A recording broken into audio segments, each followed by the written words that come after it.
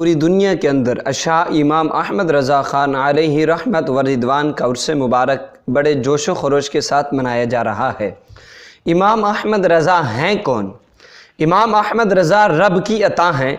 امام احمد رضا کشتہ عشق مصطفیٰ ہیں۔ امام احمد رضا مجدد دین و ملت ہیں۔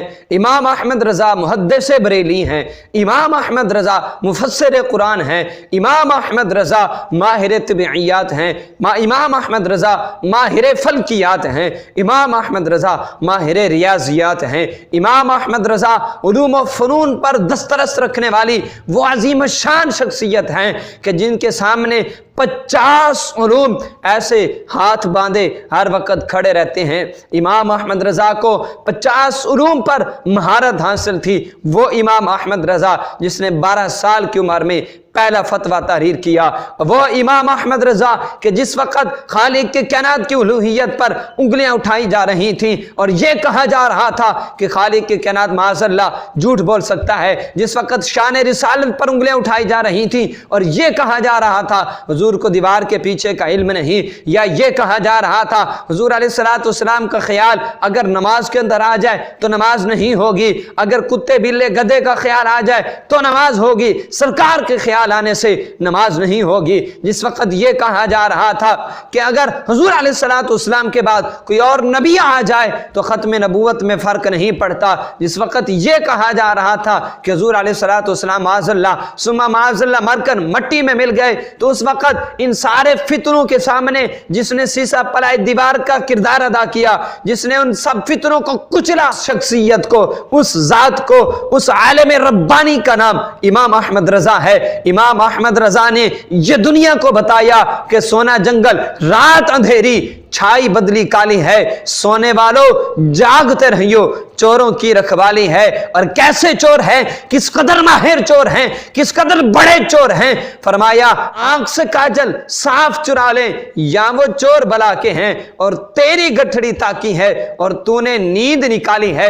امام احمد رضا نے کہا کہ اے سنیو، اے سرکار سے محبت کرنے والو، اے دین اسلام قدم بھرنے والو، اے اللہ کی عبادت کرنے والو، آج علماء کے بھیس میں تمہارے سامنے ایک شیطان آ چکے ہیں اور علماء کے بھیس میں جبے کبے پہن کر ثانیے شیطان آ چکے ہیں، انگریز کے لونڈے آ چکے ہیں، انگریز کے ٹکڑوں پر پڑھنے والے آ چکے ہیں۔ یہ حضور علیہ الصلوۃ والسلام کی عزتوں پر، حضور علیہ الصلوۃ والسلام کی ناموس پر، خالق کے کائنات کے ناموس پر حملہ کرنے والے ہیں۔ ان کے سامنے ڈٹ جاؤ۔ اور امام احمد رضا نے حسام الحرمین جیسا عظیم الشان فتویٰ تحریر کر کے ان سارے فتنوں کو کچل دیا۔ اور جس وقت شان صحابہ پر انگلیاں اٹھ رہی تھی، جس وقت شان اہل بیت طہار پر انگلیاں اٹھ رہی تھی، امام احمد رضا نے آگے بڑھ کر ہر اول دستے کا کردار ادا کرتے ہوئے آپ نے عظیم الشان کردار ادا کیا، سارے فتنوں کو کچلا۔ اور جب کسی نے کہا کہ اے احمد رضا تم بڑا عمدہ کلام لکھتے ہو، ذرا ہمارے حکمران نواب کی شان میں بھی کلام لکھ دو، ان کی شان میں بھی ایک قصیدہ لکھ دو، تو امام احمد رضا نے کہا کرو مدح اہل دول رضا، پڑھ اس بلا میں میری بلا، میں گدا ہوں اپنے کریم کا، میرا دین پارا انا نہیں۔ امام احمد رضا نے کبھی حکمرانوں کے سامنے گھٹنے نہیں ٹیکے، امام احمد رضا نے کبھی دنیا داروں کی خوشامتیں نہیں کی۔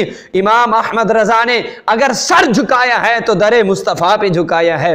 ہاں وہی امام احمد رضا جس نے خواب کے اندر تو سینکڑوں مرتبہ سرکار کا دیدار کیا، اور امام احمد رضا نے جاگتے ہوئے بھی اپنے حبیب کا دیدار کیا، اپنے حضور علیہ الصلوۃ والسلام اپنے نبی کا دیدار کیا۔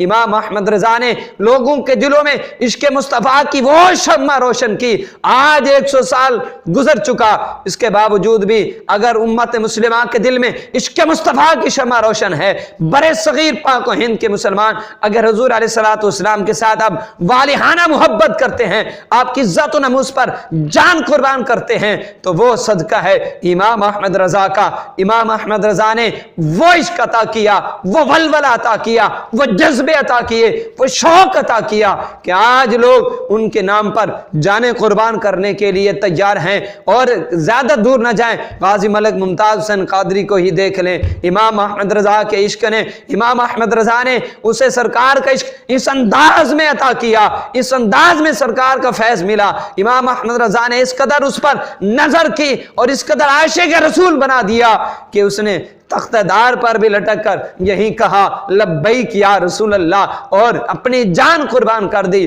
लेकिन हजूर अलैहिस्सलाम की इज्जत और नमूस पर आंच नहीं आने दी। अरे ये तो इमाम अहमद रजा के गुलाम की शान है कि सर कुटा दिया लेकिन आगे घुटने नहीं टेके, हुजूर की इज्जत और नमूस पर आंच नहीं आने दी। तो जरा अंदाजा लगाइए उस इमाम अहमद रजा का इश्क कितना होगा।